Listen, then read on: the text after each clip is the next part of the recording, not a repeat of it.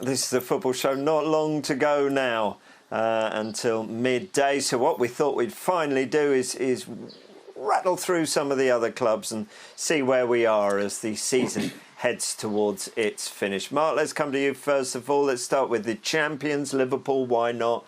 OK, just sum up what you've made of this Liverpool side this season and what they've achieved. Where do you start? I don't know. I don't know how you sum it up other than amazing. Incredible season, incredible 12 months, 18 months to be, to win the Champions League, Premier League, World Club Cup. I think I probably missed something in between there. I think it's been phenomenal. I mean, Jurgen Klopp, his coaching staff, the players. We talked about Jordan Henderson early on in the show about winning the award. Phenomenal. You could pick out so many players in that group, but collectively they're a formidable side, aren't they? And the challenge for them now is to try and back it up. Obviously, enjoy this now, but then is to, like in football, you're always as good as your last game, and the challenge is now to go out there and try and retain it. Yeah, and Jurgen Klopp saying after that trophy lift the other night that the other teams won't be sleeping. They'll be doing all they can to try and get back at Liverpool. Manchester City, Nigel, you would think, is the main protagonist there, likely to strengthen. Chelsea, Tottenham, Arsenal, Leicester, you would think as well.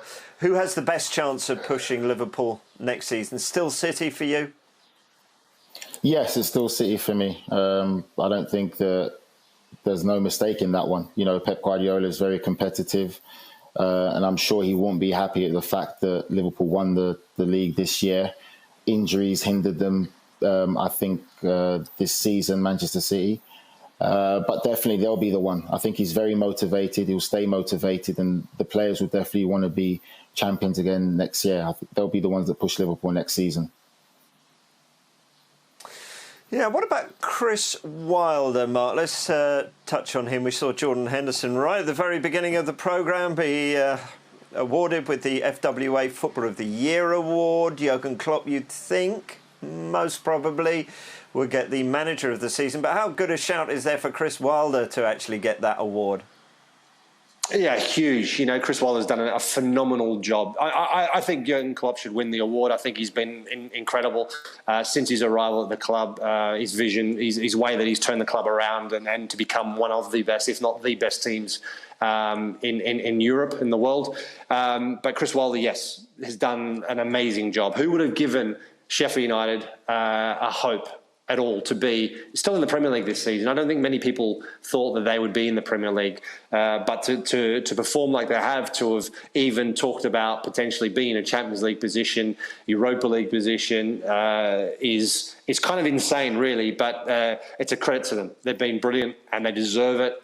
And go back to what I said earlier on, they deserve it because of over the course of 37 games so far, they've been consistent enough and deserve to be where they are. Sean Do you think a lot of credit goes to the poor British players that he has there, Mark? Sorry, Rob. I think the credit. I think the credit goes to everyone. The manager obviously needs to lead. He's the authority. He shows, he's the direction. And I think it's the players that also need to buy into it. They need to buy into the messages. They need to buy into the system. They need to follow the manager as much as they possibly can. And Sheffield United have done that.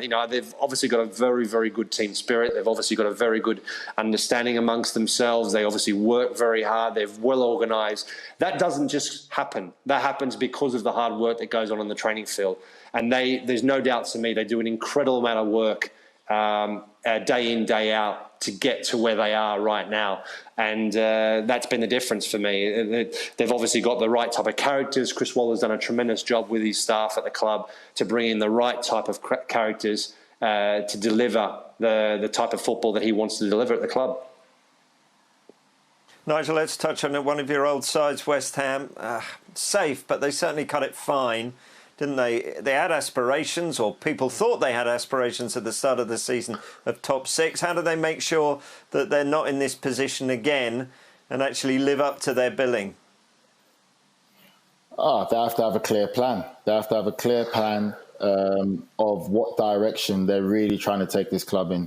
You know, I've said it before, West Ham's a fantastic club with tremendous potential, but as a fan or a West Ham fan, they're a club that can take you through a roller coaster of emotions.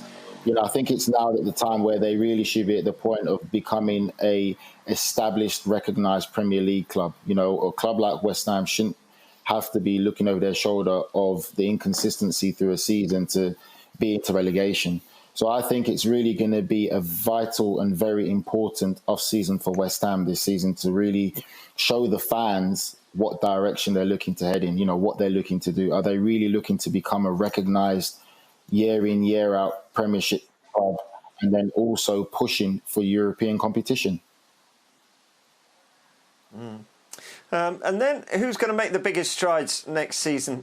Mark, I mean, you could look at Southampton, 9-0 drubbing in October and doing what they're doing now. Jose Mourinho will have a pre-season, as will Mikel Arteta. But we've got some new arrivals coming up. There's Leeds, who can make huge strides next season. Who for you would get that accolade at the moment? Well, it's a big shout. It's a difficult one to call, really. I mean, who's going to make the huge strides? Listen, I think you can't write off Tottenham. I think, like we're saying, Jose Mourinho having an opportunity now in the transfer window in the off season to try and build on a very good core of players. They're going to lose some players, but they're going to have to add some real quality. Listen, I think Chelsea are going to be a lot more competitive next season. They've been very good this season in so many aspects of their play, but I think next season they'll be even better. So they're probably the two teams that stand out for me. I think Arsenal will be potentially a lot of the same again. I think there's still another couple of transfer windows before they can turn things around.